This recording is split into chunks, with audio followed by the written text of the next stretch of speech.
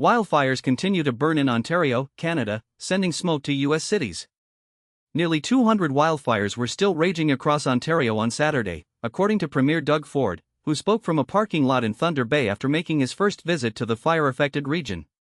He said that 191 fires were burning northwest of the city, 7 more than the day before, and that 73 of those were classified as out of control.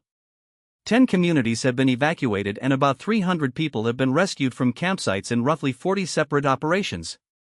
Data from the Canadian Interagency Forest Fire Centre shows that approximately 1.7 million acres have already burned in the province. Ford emphasized the scale of the response, noting that 155 fire crews were on the ground, supported by 80 water bombers and helicopters, with an additional 40 aircraft ready to deploy if needed. He urged residents not to return to their homes or campsites, pointing out that water bombers sometimes cannot drop fire suppressant loads when they spot people in the bush from the air.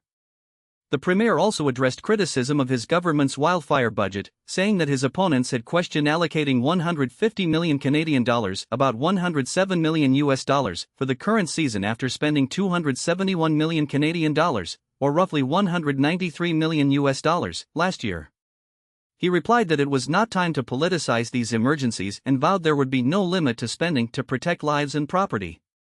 Under Canada's division of powers, most forest lands are owned and managed by the provinces, which collect royalties from commercial logging and, except for areas like national parks, are responsible for firefighting efforts. The smoke from the fires has drifted far beyond Ontario's borders, reducing air quality in parts of the United States and creating hazy conditions that forced a pilot on a late-night flight from Toronto to Thunder Bay to make 3 landing approaches before touching down safely, earning applause from passengers. At least one other plane was unable to land and had to return to Toronto because of the thick smoke. On the ground, visibility was poor, smoke hung heavy over roads, diffusing streetlights and giving the evening an eerie glow that gave way at dawn to a piercing orange light as the sun broke through the haze.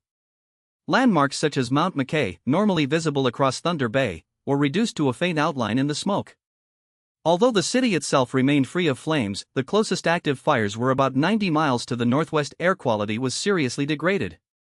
Rain fell in the region on Friday, and temperatures on Saturday stayed cool around 70 degrees Fahrenheit, or 21 degrees Celsius, offering only modest relief. That's the latest on the Ontario wildfires.